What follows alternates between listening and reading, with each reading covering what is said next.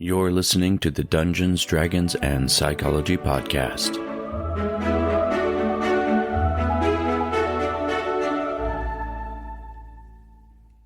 Hello and welcome to the Dungeons, Dragons, and Psychology Podcast. I am your host, Robert Walker, and in today's session, I'm joined by Hunter the MC, creator of the Mysteries Unknown podcast. Hunter, welcome to the show. Great to be here. I'm so glad to have you. I know we've been talking quite a bit back and forth through Instagram and chatting a lot about our role-playing history and everything like that. But can you, for my listeners, tell me a little bit about what first got you interested or started in role-playing? So the story of how it began is kind of fuzzy because a lot that happened pre-COVID. So everything kind of happened from that point to about like the end final when COVID finally released. It's all kind of a blur because it's like I'm stuck in my house most of the time, as we all were. So, but I remember I was attending a technical school at the time, and I think, if I recall correctly, I have a music page that I used to just do everything from at first before I made all my different profiles, and there was a group that followed me on there. And okay, so for those who are familiar with the City and Mist podcast people, it's a group called Odd Loot, and they do the Rolling in the Mist City and Mist podcast series. And they followed me, and I checked them out, started listening to them on Spotify, and immediately began to fall in love with the game. And of course, knowing how social media works, of course, they start promoting all the City and Mist stuff to me. And I just started checking it out, and I'm one of those people where it's like, if I'm wanting to do something new, I want to learn it as much as I can before I start doing it. So I actually think I didn't start because I just started running games like this past December, but I have been like trying to study on the game for like the last couple of years. So I didn't want to start. Well, originally, I know you were probably going to talk about this, but originally I wanted to be a player, and no one was running the games. And eventually I just got to the point where I was like, well, if no one else is going to do it yourself. That is the way it kind of goes sometimes, right? Like you want to play the game, but everybody's like afraid to be the one who's going to take the initiative and be the leader and be the DM. So everybody's just like, oh, I don't know who's going to do it. I definitely have been in that situation early on in my role-playing career. Fortunately for me, I had a buddy who had the book and he ran that first game for me. And man, right away I was addicted to it. It's just one of those things. And then I love the storytelling aspect of it so much that I was very quickly like, I want to try and DM. I want to try and run a game because I love telling stories. And this is like the ultimate storytelling venue, right? Yes, agree. And there's also the worry about becoming the forever DM, as I have heard it put. Yes. So, which I'm pretty sure I'm getting close to that point. But as I look at it, I'm like, doesn't bother me that much because to me, so in City of Mist, it's not called DM, it's called the MC, which stands for Masters of Ceremonies. And basically, I'm the one controlling the story and how the picture is being painted. And especially with how I'm wired, that's like, I love just having that kind of responsibility and power when it comes to gameplay. So I can create this world that revolves around my players as I can see fits. Or if they want to do something narrative-wise to put into it, we can work it out into the story. So today, that fits in perfectly with our main topic, which is collaborative storytelling and how it makes the game better for everyone involved. Essentially, what collaborative storytelling is that everyone in the game is a part of creating the narrative, and at the very least, the choices the players have influences over the course of the story, but it can also be a lot more than that. It can be the players are adding their own elements to the story even more than their character actions. Now, you mentioned City of Mist, which is the system that you've been involved in most.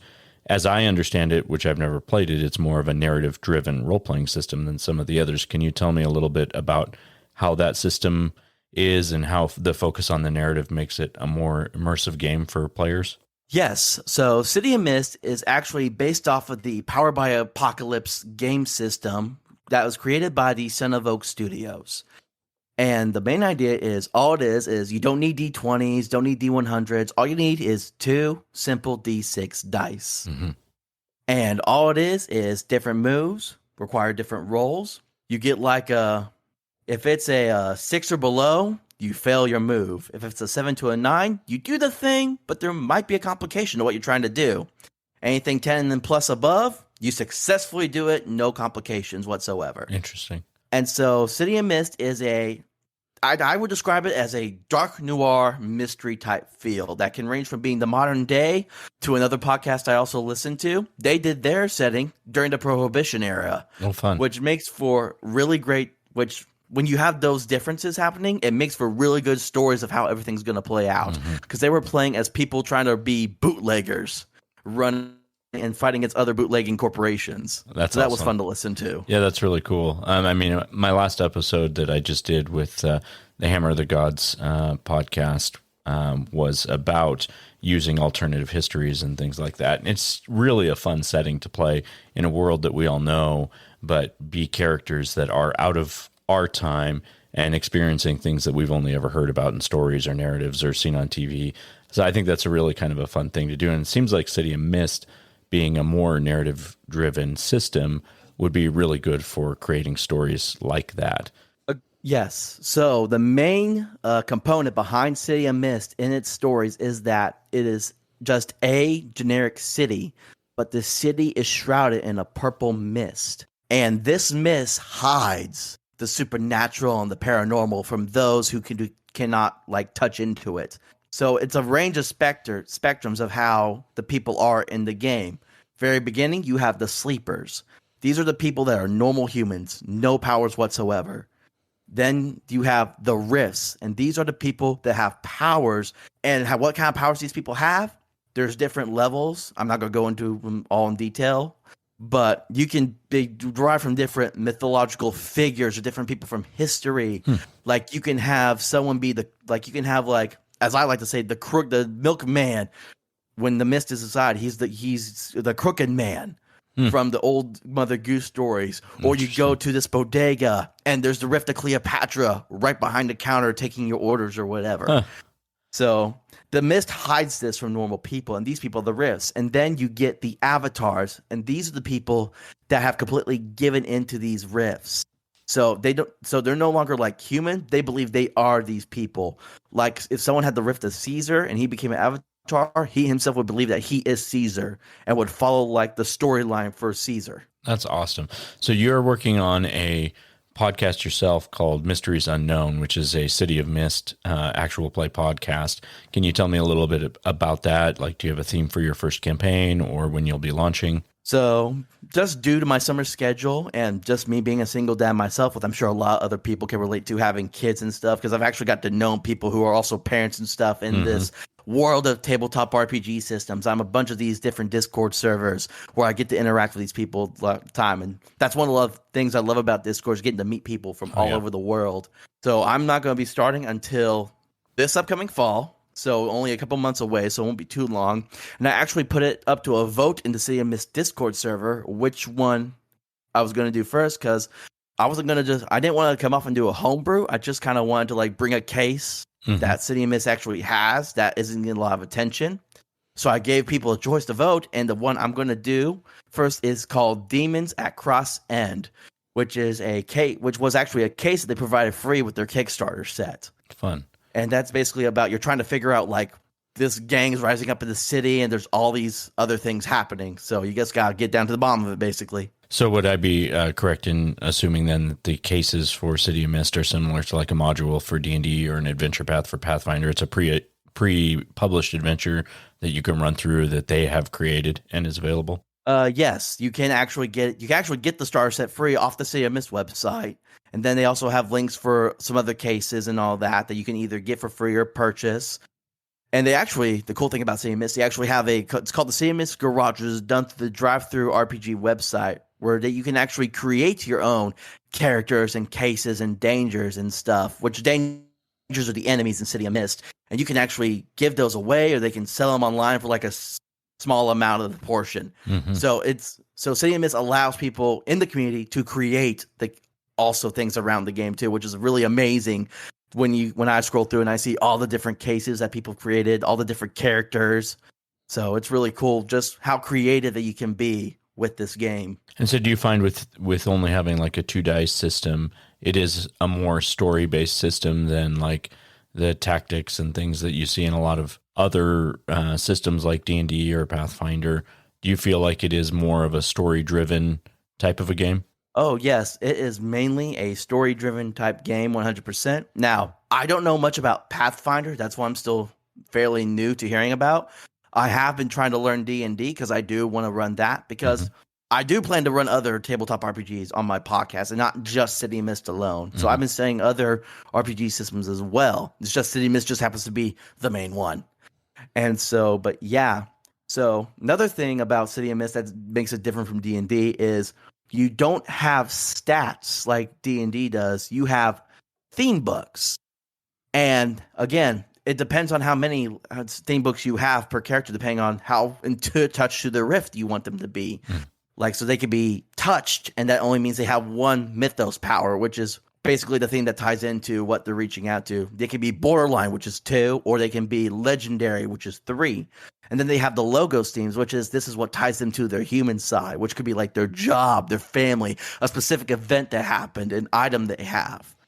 And there's different tags, power and weakness tags under it. And what you do is when you roll those 2d6, you pick as many of those power tags as you can to add to that roll to try to get the best outcome of the story as you can. But of course, me as the MC, I can decide, okay, this weakness tag can be used against you, or there's other stats that will subtract from this roll as well. Like if they have if they have a status that's mental or physical that can affect them, or if this enemy has this advantage or whatever as well. That sounds really interesting.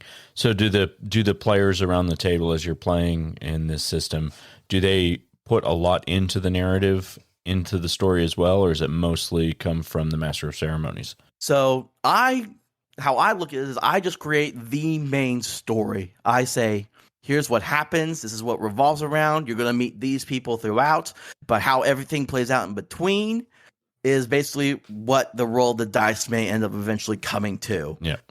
So that's basically what happened. So like I said, there's 3 different outcomes to the story. So the story can go one of many ways that you know. So you mentioned before you have like your ranges on the dice, which is your failures, your partial success, or like your complete success.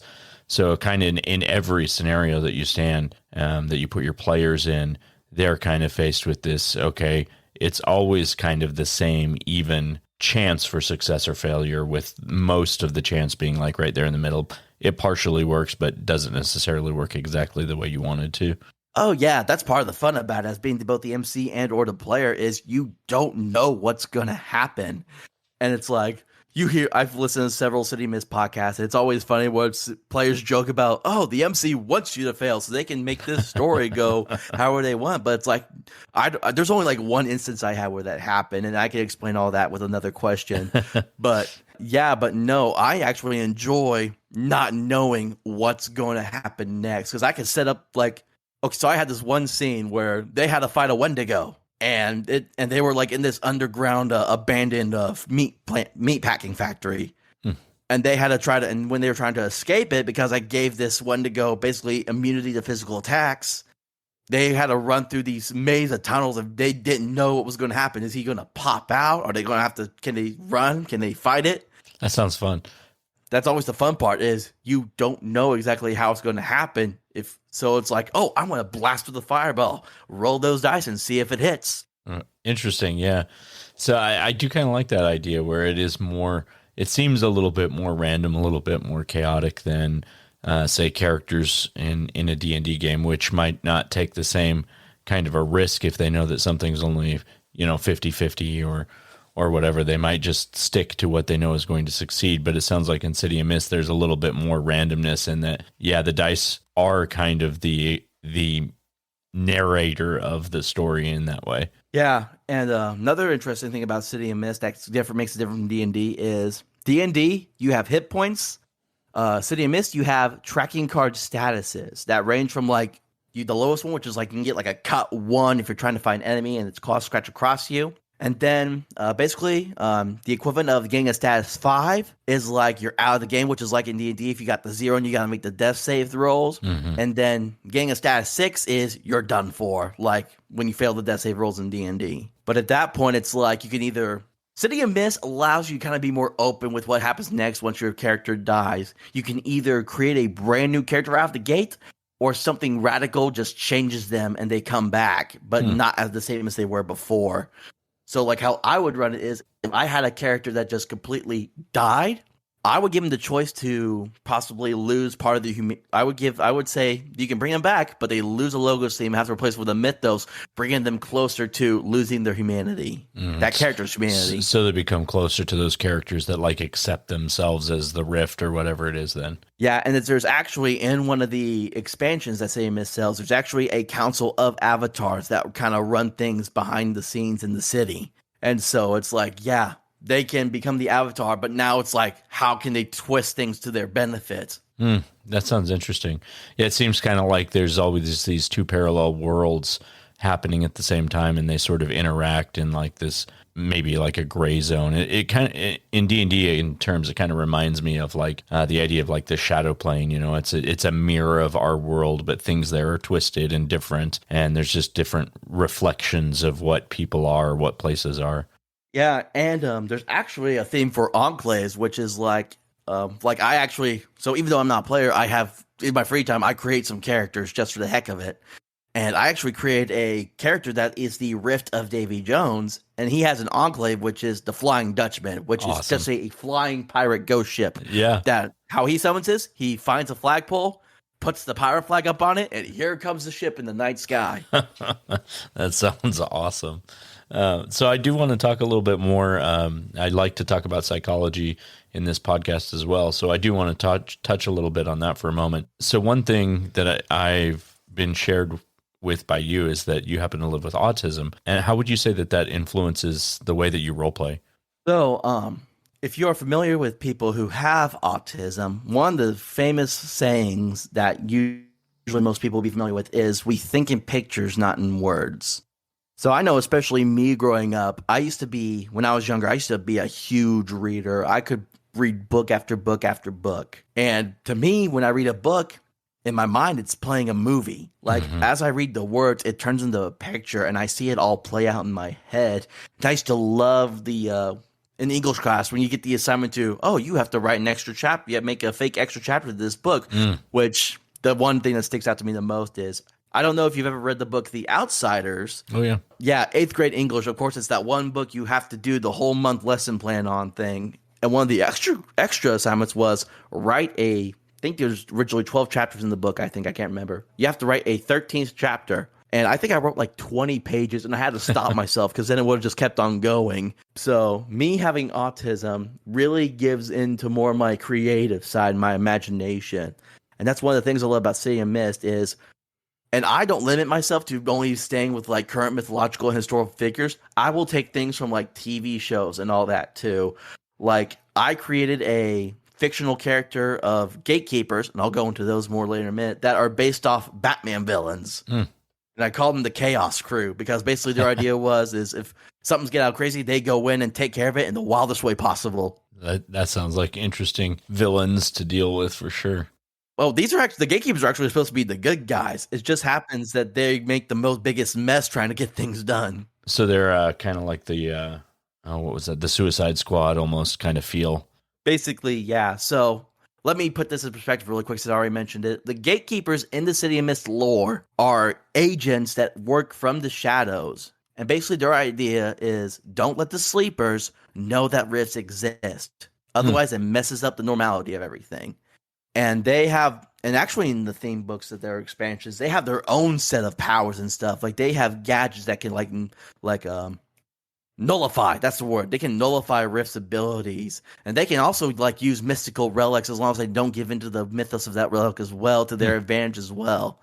Like I had also create a gatekeeper that he has a relic that's the Leviathan axe that Kratos uses in the God of War games. Oh, cool! Love that weapon. That's such a great game. Yeah, I actually use him in one of my I'm running a current horror-based campaign that's a homebrew, and I actually have him as an NPC, and I call him Agent Kratos, just kind of as like one of those giveaways that, oh, he's related to this kind of this in the sense, this character, So one of my other friends who lives with autism told me once that being a role player with autism is sort of like having a role-playing superpower. Does that feel accurate to you? Does that description ring true to you?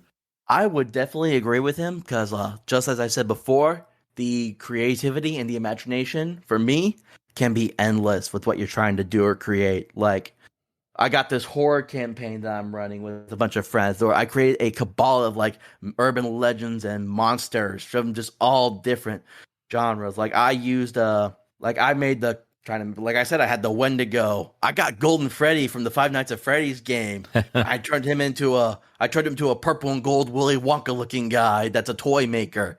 And then I took Lady Dimitrescu from Resident Evil, and I completely changed her up and made her this giant tobacco overlord kind of Nice. deal. So you could take so like even though City and Mist itself tries to stick mainly with historical figures and myths, I don't hold that restriction because I like to be able to be like, okay, I know this and I know this. What can I do with it? So it definitely helps you with like the visualization of your world and seeing things as they were like cinematic, as they were part of a movie or something, rather than just words on a page. It's actually funny that you describe it as a movie because a lot of the moves, like some of them are described as like core and cinematic moves. And you also have like flashback moves and montage moves. So it's basically like a noir movie feel almost in a sense, depending on what kind of game you're running. That is awesome. Yeah. Yeah, I mean, so in my book, I talked about that a lot, is the idea of making your stories feel cinematic. You want everything to be represented in your players' minds kind of the way that it would look in a movie.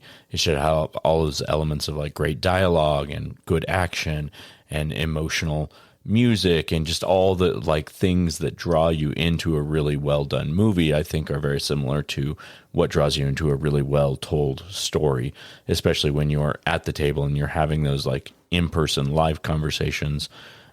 So I think in a lot of ways, thinking of movies as a building block of how to write a story is very useful. Yeah, and I will always start off any game I run because I'm also Son of Oak also has another tabletop RPG. It's called Queers, which is more of a Power Rangers but rainbow. So, but I just recently started running that game with a bunch of people. But either way, how I run it, I always do some kind of like intro kind of monologue type deal, which I wish I had it pulled up because I would love to read this to you how it sounds in my head. But I had this great intro that I use for all my City and Mist games, where it's like the city, even in the normal daylight, things lurk in the darkness. And like I said, like I mentioned, like the Crooked Man's the milkman that brings you your milk every day. Cleopatra could be the woman behind the counter at the bodega. Then it's like, this is the city. This is just one of the stories. Oh, fun. Yeah. Now when I say it sounds more like a Law and Order intro when I think about it, but you get dun, the dun, idea. Dun, dun, dun. Dun, dun. That's pretty great, though. Like, I can see what you mean, though. I agree with the idea of as you're using that as an intro, because I've said in my book, I've said it on my podcast, one of the most important pieces of writing that you're ever going to do is the introduction. It's what grabs your players' attentions at the very beginning. And so I think that having something like that can really direct their attention and give them a feel of what your world is going to be like is super important. It sounds like you have a good way of doing that. Yeah, so I'll share this for example of how I kind of do it was so my horror campaign, which is completely homebrew that I made up with myself. After that intro, I started with the city, a normal day, and everyone's walking by, going to work, focuses in on like one of those TV store windows that has all the mini TVs, and the news comes up, and it gives a report about another child disappearance. Because in this game, kids have been disappearing for decades, and no one knows what's happening. And then you take, well, there was 5 when I started. There's now only 3, which is a downside to when you're running a game is when people have to leave or they just disappear without explanation, which actually took a toll on me at first. Like I abandoned one of my games for a moment because just everyone kept leaving, and it really took a toll on me because when people leave, even if it's for like a reason, a good one, it would make me sometimes feel like I'm not doing a good enough job trying to run this game so that way they can enjoy it. And I feel like that's a big problem, I think, with just anyone in general, is that could really take a toll on you if you're trying to run a game and people just keep leaving. So it can definitely be a blow to the ego for sure, and kind of make you question, was it because I was doing something wrong or my story wasn't engaging enough? But it is important to remember, I think, that, real life happens. And as much as we want to be here as sort of an escape to real life, but sometimes it doesn't always work out that the people you start playing with are the ones you get to keep playing with. I've been at least fortunate in my group that most of us, 80 to 90% of the time, were available to play all together. But sometimes people do have to come and go, and there's always a spot at the table for them, so to speak, when life turns into a spot where they can come back. Yeah. And I agree with that, especially with ever since COVID started. It really was like that for so many people. But that's when places like Discord and Roll20, they were able to provide more opportunities for people like, hey, we know you can't meet in public. Try through us. And it really just kind of brought people back together again. Not even though it's not the same as being like at the table and physically rolling the dice. It's still just a good feeling just to be able to like hear someone's voice and type in to watch the dice roll across the screen. Yeah.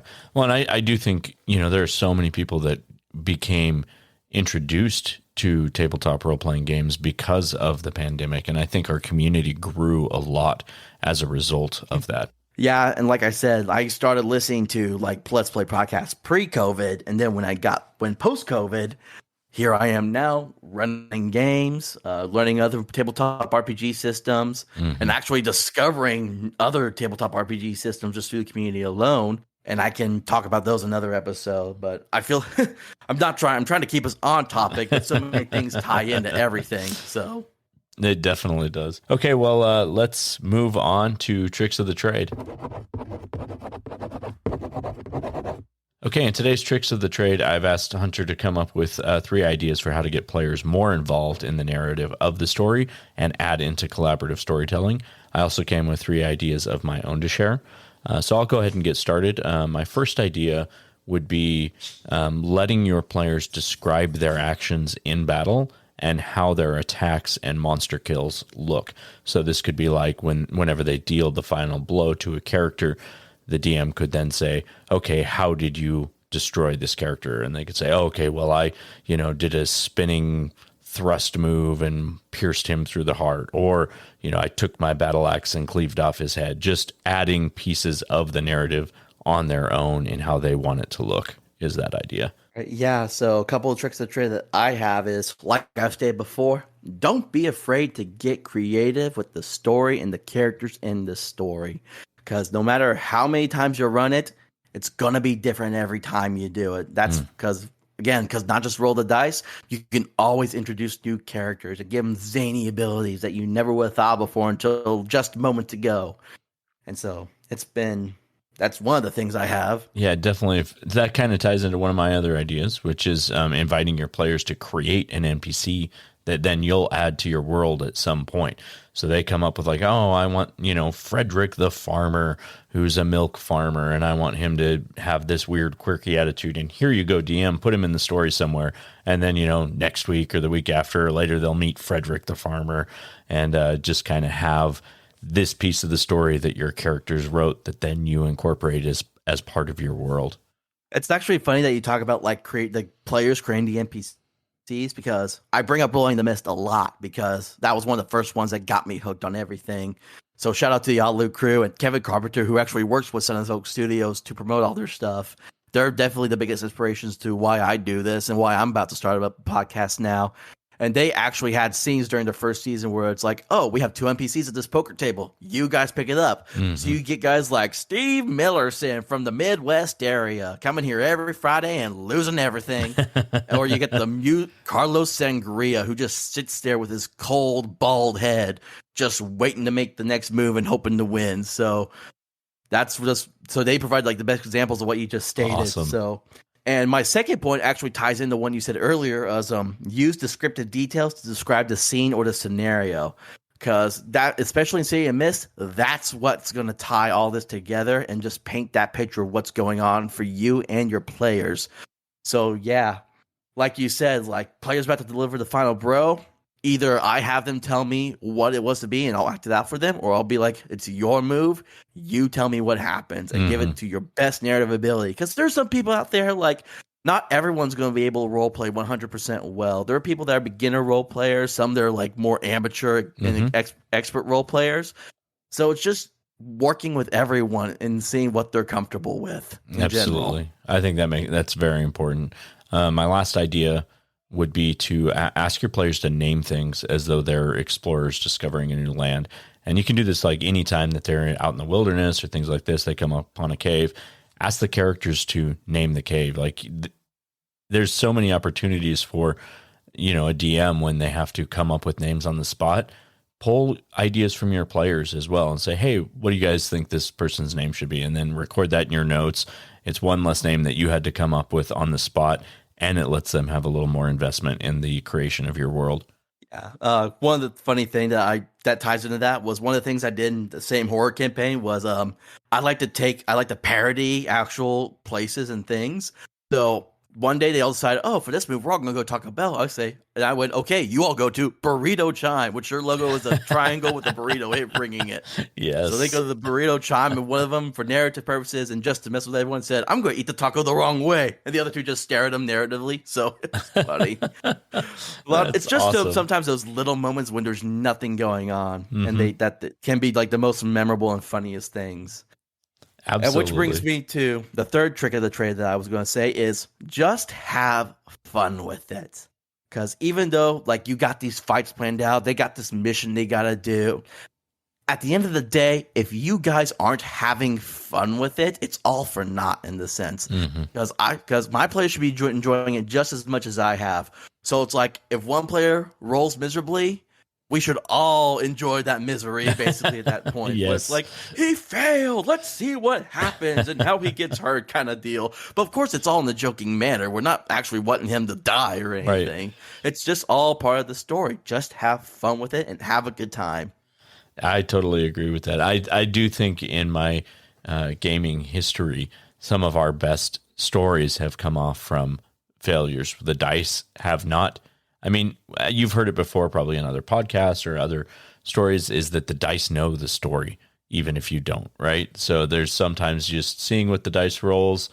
This is where the story is going. Let's make it a great story, even if it wasn't what we intended on our character's action to be. I've actually never heard that before. I like that. I'm stealing that. Use it and spread it around because it's one of my favorite things. Okay. Thank you, Hunter the DM. Or MC, I guess I should say, for being here today. But before we... MC, DM, GM, just depends on the game I'm playing. For City of Mist, it's MC, Dungeons & Dragons, DM, everything else, GM. It just depends on what I'm doing, so... Awesome. Well, Hunter, thank you.